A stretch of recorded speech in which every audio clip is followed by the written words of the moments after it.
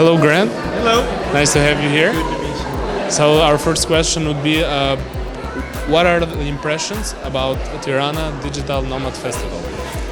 I believe it's a great gathering. It's a first one, so we're trying to work out those kinks, but it's a good gathering of Albanian resources in technology and innovation and creative space. Some very good organizers of nomad themes in other places, so sort of the key thought leaders have showed up, so that's good. They believe that we have something to offer here. And decent. I wish more people had come from other countries, but I think the word's going to get out of the content here, so it's very good messaging. You have actually been to Albania for more than 10 years now, right?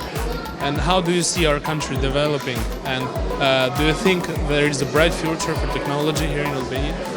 That's a good question, Gary. I was mostly in Albania from 91 to 2010. So in that 19-year period, I was here maybe 12 years. So every piece of the development for a while, I was quite close to. But then I was away for 11 years.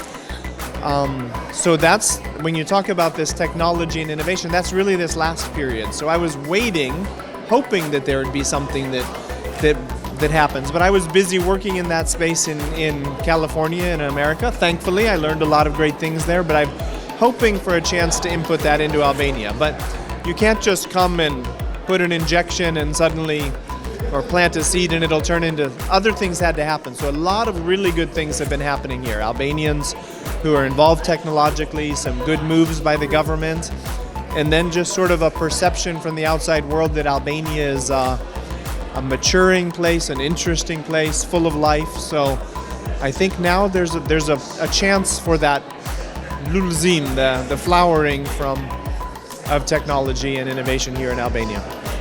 And our last question would be, since we know that you have a lot of contact with digital nomads around the world and a lot of people from the technology world, what should Albania do and offer in order to gather more digital nomads? That's a good question as well. And I don't know if you heard the speech the mayor, Erion Veliaj, gave at the beginning, the kickoff press conference. He was pretty good about talking about Albania as an interesting place, an authentic place. It's not perfect, it has rough edges, but it's got life.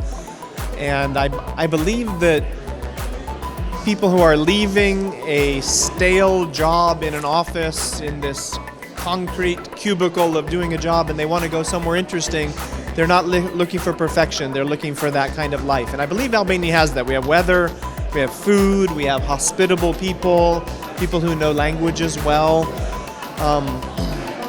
And it's just different. Oh, and of course it's lower cost. Now, it feels expensive to us locally, but it is lower cost than other countries. So I think those things are attractive to people. So now it's more a messaging, a branding to get them to understand it. Thankfully, we had in the Corona time, I don't say thankfully, it was bad that this happened, but the good news is Albania, I think, dealt with it well and was more open. So that gave chances for people to experiment. They came here not because they could go anywhere. There were only a few choices in the world that were open.